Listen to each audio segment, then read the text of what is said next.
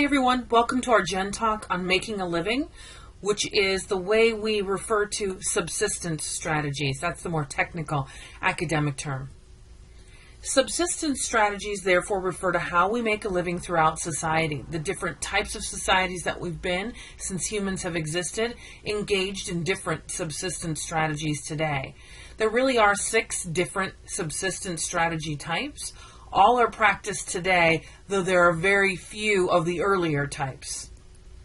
The 6 types include hunting and gathering, and you can see with the image on the right-hand side of your screen that hunters and gatherers came first. All human beings and all human being cultures were once hunters and gatherers. They evolved then, depending upon where they moved, into either horticulturalists or pastoralists. First, let's talk about horticulturalism. Horticulturalism was groups of hunters and gatherers who moved closer to the equator, where they realized that if they could control growing of crops, they could stay there and not have to move around at all.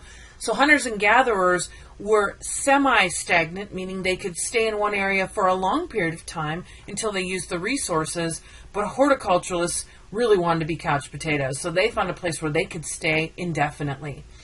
Others became pastoralists, moving away from their hunting and gathering areas towards arid, mountainous, and dry, even desert areas. Agrarian cultures or agriculturalism evolved out of horticulturalism and pastoralism, technology that they learned in both. People could stay put, but they could also change their quality of life. And this is where land ownership came about, which we'll talk about more as we move forward. Then is industrialization or industrialism. And most of us are familiar with industrialization. This was something that evolved after agriculturalism and predominated throughout the 20th century. And then post-industrialization or post-industrialism, which is what we experience most of us in high-income nations like the United States today. Let's start by talking about the 8 key features that sort of characterize each of these subsistence types. When we understand how people, how societies, how we make a living as a society, we can understand our societal structures and our societal interactions. So first we need to understand the subsistence activity, or how we make a living. Then, it's very much related to the first one, population size. A critical feature is access to necessary resources and methods of obtaining food, shelter, and perceived necessities. The perceived piece becomes more relevant as we get into agriculturalism through post-industrialization. And of course, geographic characteristics like mountains, water sources, deserts, and fertile land affect making a living and the access to these resources. Tools or technology are critical. Even though we don't think of a bow and arrow as a piece of technology, it once was when it was developed. So we'll talk about the tools and technology used by each, which is very much dependent upon the geographic characteristics and how accessible things were without tools versus needing tools. Division of labor becomes critical. You'll see how it's evolved from our first hunters and gatherers to post-industrialization. And interestingly, in some ways, when it comes to the division of labor by sex, we've seen a full circle in which we started more egalitarian and we've become more egalitarian. Quality of life or surplus, another word for surplus is capital, those refer to the extras that we can have after making a living or providing for our own needs. So we'll talk about the day-to-day quality of life in each of the subsistence levels, as well as control over surplus, if there is any, and how that impacts interactions in life. Territorialism and the notion of land ownership, and currency, what we use to acquire things. Do we trade pelts? Do we trade food? Do we trade and barter nothing at all? Or do we trade cash or money? And finally, all of these things play into the nature of our interpersonal relationships. When does marriage become a legal binding contract, and under what circumstances? It has not always been the case. The different subsistence strategy types affect family linkages and our lineages and control over procreation. So let's start talking about hunters and gatherers. Hunters and gatherers do what it sounds like. They hunt for animals, which is a major source of protein, and they gather vegetation. Very few hunting and gathering societies exist today, mostly because the modern world has encroached upon the land that they needed to successfully hunt and gather for their communities of about 25 to 50. As they got larger, they weren't really able to be sustained in one community, so they would branch off to create their own bands that were also hunters and gatherers, or eventually evolve and move into areas that were more conducive to horticulturalism or pastoralism. For hunters and gatherers, in terms of access to resources, it's immediate and relatively easy. Of course, they're affected by things like hurricanes, earthquakes, and other environmental disasters, but generally they're located in areas where resources are available locally, so tropical and subtropical areas. Tools were simple, what they can make for themselves to hunt and gather. So spears, bows and arrows, bags to carry food, slings to carry children, and baskets. The division of labor was divided among gender. Women gathered with children and the elderly, and men hunted. Interestingly, though, in hunting and gathering societies, with all except for one exception, 70 to 90% of the calories consumed were gathered through the efforts of women and children, whereas 10 to 30% of the calories consumed were hunted by men and boys. And occasionally men and women went into each other's spaces, especially when nursing was not a requirement with the children. The only hunting and gathering society that varies from this are the Inuit, or we often refer to them as Eskimos, where there was almost nothing to gather, and therefore everything came through hunting. So with most hunting and gathering societies, men and women were perceived to be relatively equal, whereas with the Inuit, the one exception, because there was really nothing for the women to gather, except maybe in the summer months there was a little bit, their value was diminished because all of the calories, which was their currency, was brought in by men and boys. The quality of life and the notion of surplus among hunters and gatherers, they worked when they needed food. They were dependent upon their physical environment, so they could be destroyed by their physical environment, or they could live hundreds of years thanks to their physical environment. They were mostly egalitarian. I talked about the exception being the Inuit. Egalitarian referring to people living equal qualities of life, even among the sexes, the genders, and ages. There were no real territories or the notion of land ownership with hunters and gatherers. Their currency is calories or food, and they really didn't trade much until later pastoralists would meet up with them and occasionally trade with them. They didn't acquire extra things, and they consumed what they hunted and gathered, and if they could take a day off because they'd consumed enough the day before, they would. In terms of relationships, marriage did not exist with hunters and gatherers. Children tended to live with their mothers until they were adults, and families controlled procreation by nursing their children until they were through about the age of 4. As long as you're nursing, you won't ovulate. Therefore, you won't have another child. And so they could manage their population, and women could still gather if they were nursing only one child that couldn't help with the gathering activities. When there's no surplus or land ownership, there's no need for legal marriage. The ties to the family are fluid. They were comfortable with couples staying together. If couples weren't together, the community was going to provide for one another. So there was less conflict, and people experienced generally an equal quality of life. No one lived in a nicer hut than their neighbor. Women and the aged and children produced most of the needed calories, hence there was gender and age equality, for the most part. In terms of horticulturalists, I mentioned that they moved towards tropical areas. They got the notion that they could stay put and not have to move around much. So they realized that they could grow their own crops. They could hunt small game if necessary, and their communities would grow crops to consume within the community. They didn't need to consume anything from outside of their community as horticulturalists. So they could grow to sizes in the hundreds. Their access to resources was absolutely immediate and relatively easy. They were located in tropical areas where crops could grow year-round, and communities could remain local because they grew all of the crops they needed within their community. They didn't specialize in one or the other. So they were in tropical and somewhat subtropical areas where they could grow year-round. In terms of tools and technology, they were more advanced than hunters and gatherers. They had simple handmade tools for gardening, so now they've got shovels and hoes that could get in the first few inches of the soil. They had learned that seeds grew the plants that they needed. All they needed to do was make sure that there was water. So their technology and tools were advanced in that they controlled irrigation to those plants.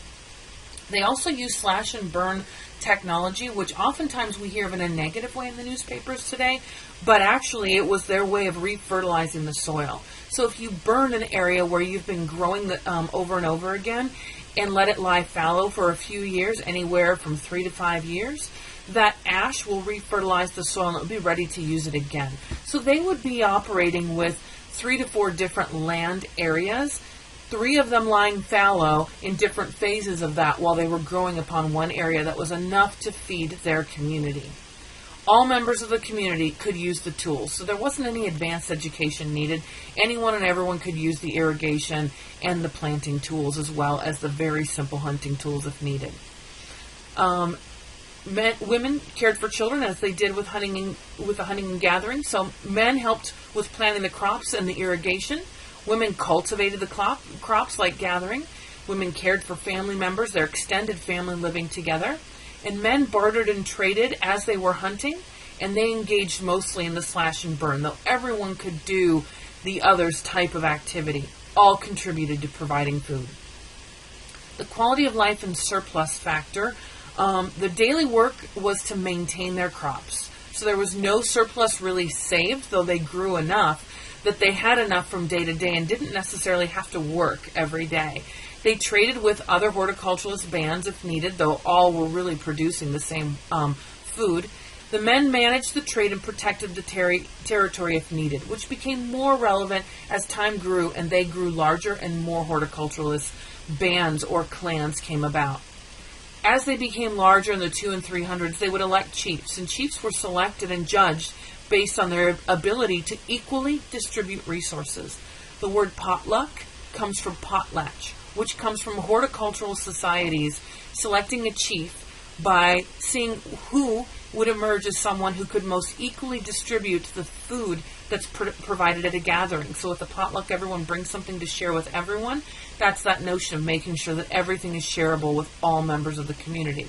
So chiefs did not have a better quality of life, but they were the leaders, since not everyone was related and knew each other as closely as they did with hunting and gathering societies. In terms of territories and land ownership still did not exist. They certainly protected their territories, but cultures that are horticulturalists do not believe that you can own land. It's nature, and it's the earth, and it's not something that human beings can draw lines around and own. But their territories were protected when they were close to other bands or other clans, and they were protected from pastoralists if needed, though they oftentimes bartered and traded crops for things that the pastoralists had, and we'll talk about the pastoralists next. Relationships. There were still no formal marriages. You will see that formal marriages really only became necessary when land ownership came about. Children traced their lineages through their mom and their mom's side of the family, so it wasn't necessary to establish paternity.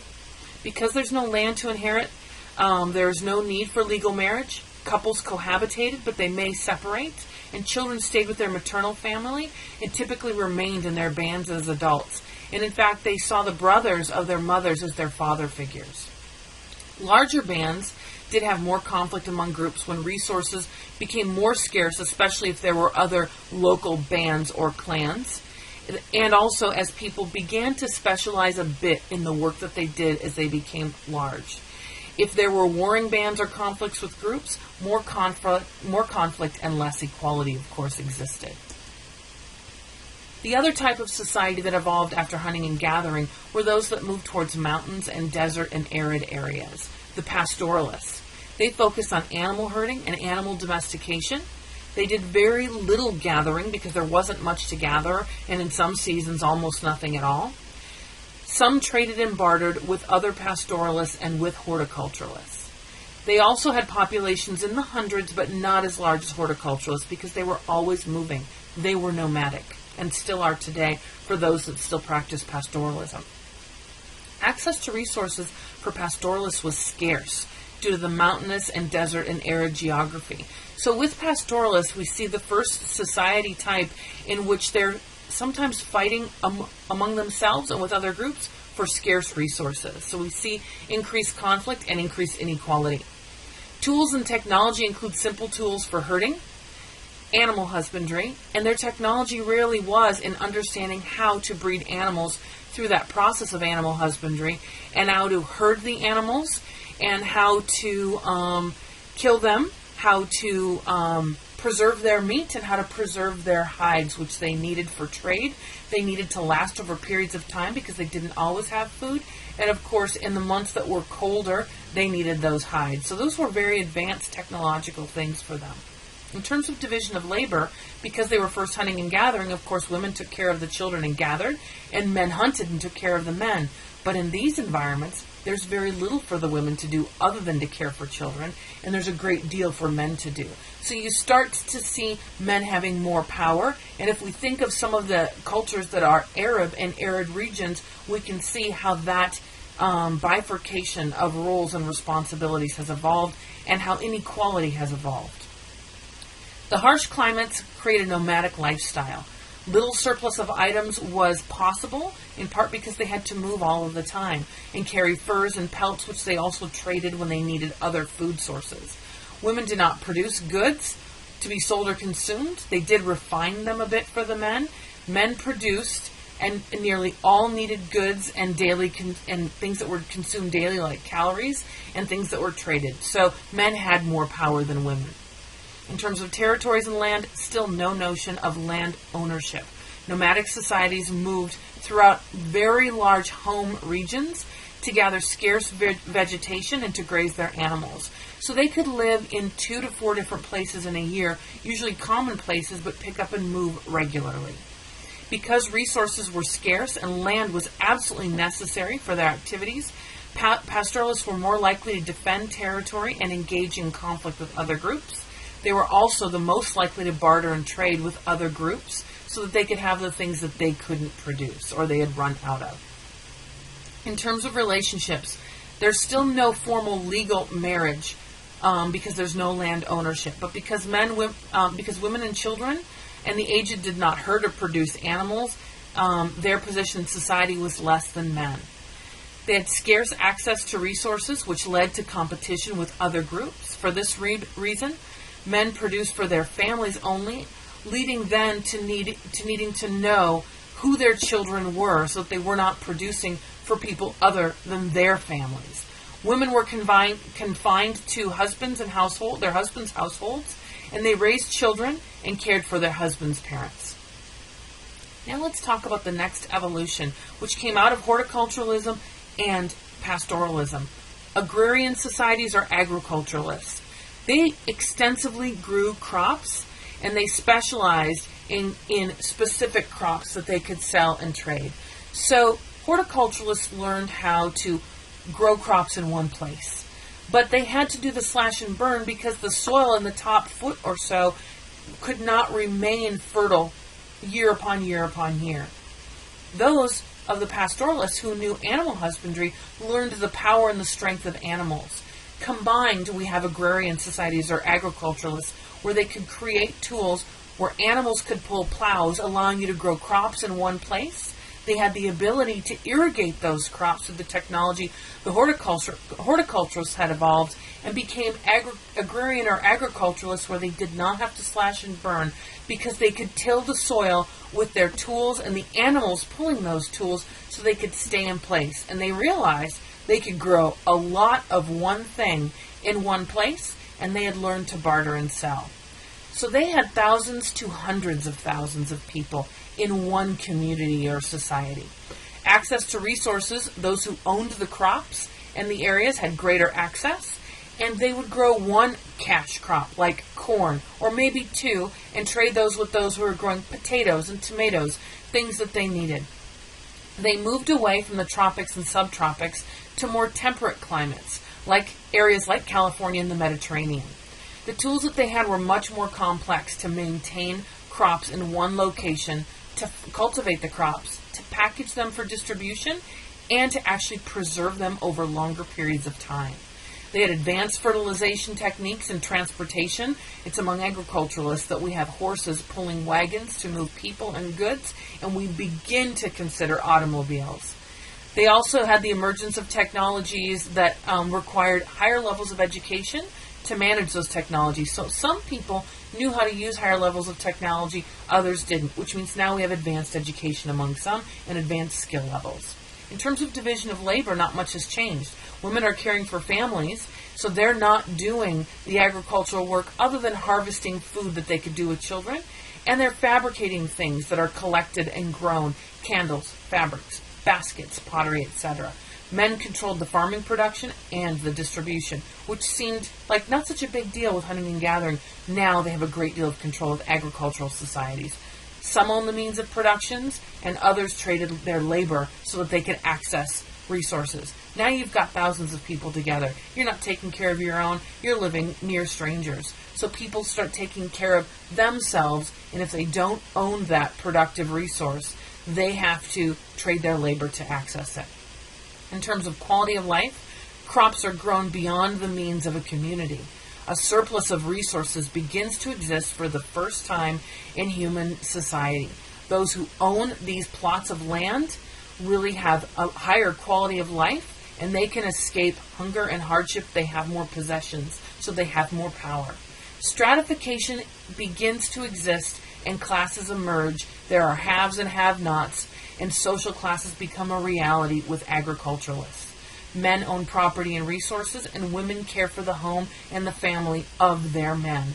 Men enjoy more power and are judged based on their ability to earn their living, and a woman's worth is linked to her success in the home and her domesticity.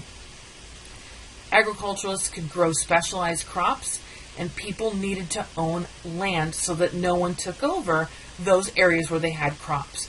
So legal ownership emerges with agriculturalism.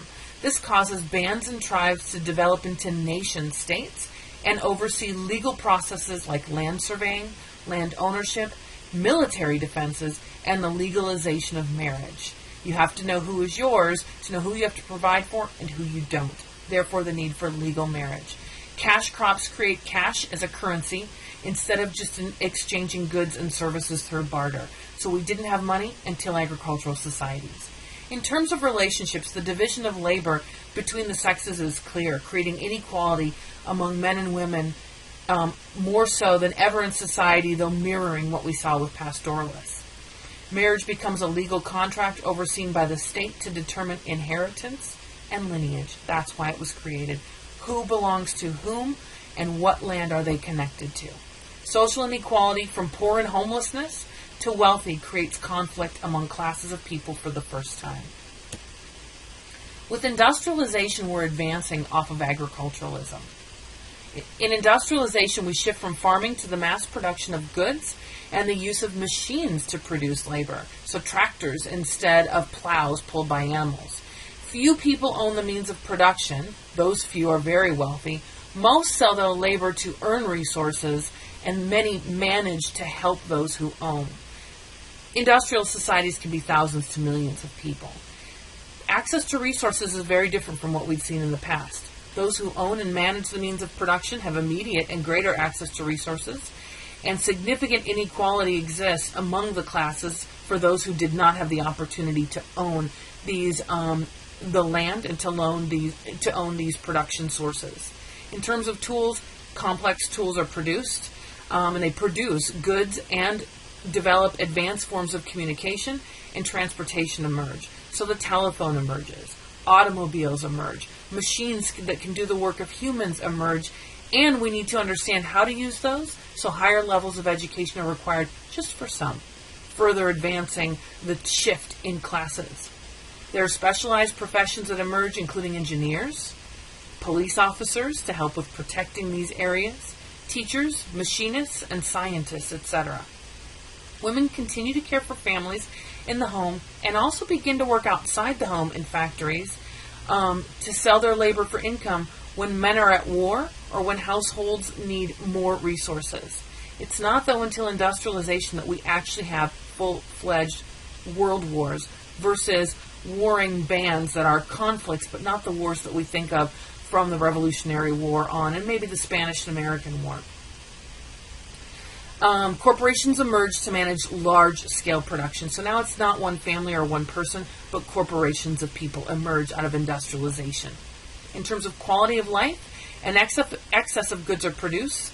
They're maintained, they're stored, they're shipped, and they're sold at a profit by owners. Those who own the means of production have far more possessions and escape hunger and hardship, while those who do not enjoy a lesser quality of life, so the classes are solidified. Stratification among classes expands globally, and land ownership is predominantly held by men, but women are given the right to own property later in this era. Land is owned, therefore, by individuals, corporations, and the state, and property rights are established through the government. People defend property and manufacturing sites, and those who produce goods pay taxes to the state so that it can have a military, pay police officers, and start to pay for education. Complex bureaucracies therefore emerge to make all of this work. Cash is the primary means used to purchase goods and services. So with agricultural societies, it was quite the mix between trade, barter, and cash. Now we've shifted almost exclusively to a cash type of society through industrialization. In terms of relationships and interactions, the division of labor between the sexes is clear, creating inequality among men and women. Some inequities begin to erode as women begin to engage in the workforce and demonstrate an ability to earn a living. Now you need to operate machines and travel in order to earn a living. You don't need to show that you have the ability to hunt or operate a plow. So physical strength becomes less and less important as industrialization advances towards post-industrialization. Marriage remains a legal contract that's defined and managed by the state, and social inequality from poor and homeless to wealthy continues to create conflict among classes of people. Today in the United States, we're characterized by post-industrialization, even though there are middle-income nations that are more industrialized, like India, and they also have agriculturalism. We have agriculturalism throughout the world. Some cultures are still more agricultural, like Costa Rica, than anything else. And certainly there are some horticultural, pastoral, and hunting and gathering societies that exist. But today the world is really run by post-industrial societies. In post-industrial societies, there's a shift from producing goods to a reliance on services and knowledge. Think about the jobs that you want to do today. What do you want to be when you grow up? How many of you decided you wanted to be farmers or machine operators? We're really in an information, knowledge, and service-oriented world. The production of goods is outsourced in post-industrial societies to lower-income nations, and food production is produced by machines in addition to regular farming. Some services and skills are valued more highly than others, and wages are paid based on that value or that scarcity of knowledge for services and that knowledge. Society becomes much more competency-based. Higher education becomes a must for most if you really want to make a living, to acquire the knowledge and those skills to have the competencies to do complex jobs in the post-industrial world or an information world very much characterized by the 21st century. Populations are in the millions. In terms of access to resources, those who own and manage the means of production have greater access to resources. Also, those with valued specialized knowledge and skills have greater access to resources. So you don't have to own the land to be able to earn enough to acquire what it or its factories may produce. And we're again earning cash, so knowledge can be traded for cash. There's significant inequality still exists in post-industrial societies. In terms of tools, automated and smart technologies emerge to do work for humans. Information technology develops and becomes a key part of daily work and home life today. We are right now engaging in information technology. Everything I do every day relies upon my ability to access information technology. Advanced communications expand globalization. In terms of division of labor, men and women work to earn an income. Most work in knowledge and information and service-oriented fields in the high-income nations. Flexible work settings emerge as globalization expands and information and services can be provided and must be provided across the globe. So we're moving back to a more flexible time, whereas industrialization and agriculturalism really relied on a 9 to 5 or even broader but very clockwork type schedule of work localized in one place. Inequality among social classes continues globally as inequality among the sexes in high-income nations lessens. Quality of life and surplus. An excess of goods and services is produced, and at relatively affordable rates, allowing most people to own goods. So we can see people throughout the globe, high, middle, and low income nations, owning cell phones, having access to televisions, computers, and other types of technology that would not have spread throughout the classes and throughout the globe. Today, we can produce those things so that most people can access things that are considered higher level. People seek to own technology, to engage in transportation, to own transportation if possible, or control it, meaning cars, to have larger homes, and to have recreation items. So we're back to where we were when we were hunters and gatherers and even horticulturalists, where when we didn't have to work, we don't want to. So agriculturalism and industrialization was characterized by most people working nonstop all day, except for those who owned land. Today we're going back to a time where we want to be like the hunters and gatherers, where we're doing what we need to do when we need to do it, and enjoying recreation when we can do that as well. In terms of territorialism and land ownership, of course, the ownership of land remains as it was with industrialization. Now we have the ownership of ideas, and intellectual property emerges. The ownership of words that we write, like the copyright that I have on this PowerPoint presentation, music, videos, etc. Bureaucracies emerge to manage, protect, and defend knowledge and information. And cash remains the primary commodity exchanged to purchase goods and services. We're no longer bartering, with rare exceptions. It's not the main source of our economy. In terms of relationships, the division of labor blurs across the sexes. Social classes continue to exist and are correlated with levels of education. So many of you are in school today because you want to be middle or above in terms of social classes. And you know that's linked to knowledge and services. The more knowledge you have, the more you can sell that for, so that you can have a higher quality of life. But men and women are perceived to be able to do most knowledge and service or information-related jobs. And it's therefore considered socially acceptable for both or either to do that, and for either to care for children. A desire to consume and possess resources beyond needs becomes a norm everywhere. People also place importance on recreation and leisure, and consume goods and services that promote this improved quality of life endeavor. We are consumerist societies. If there's one word that you can attach to post-industrialization, it's consumerism. It's either that or information technology. Maybe we put them both together. Globalization also creates conflict and inequality, but it's now more a global conflict rather than internal civil conflicts. So with hunters and gatherers, you're going to have interpersonal family conflicts. Horticulturalists and pastoralists, that's similar, though they could have conflicts with local bands. Agriculturalists and industrialists have conflicts with those bands in their region that they're physically located next to. Advanced industrialization, we start to see world wars, and with post-industrialization, we don't even need to be geographically connected to a place like North Korea or Iraq to have a conflict with them and to affect them without physically going there.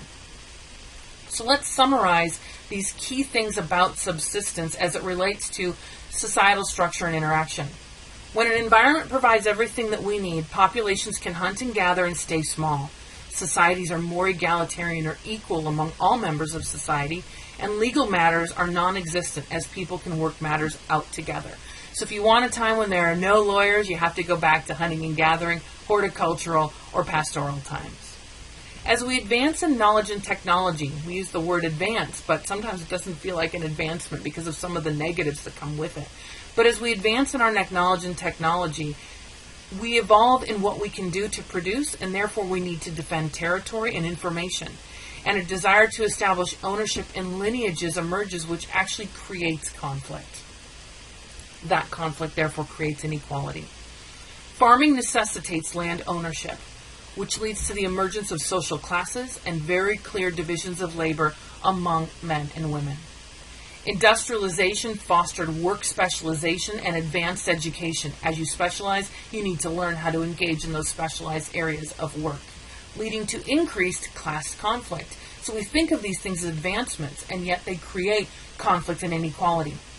The specialization of work leads to inequality, as not all members of a community will have the same skills or therefore access to resources, nor do we need everyone to be a doctor, a lawyer, a teacher, or an engineer. Yet some are valued more highly than others.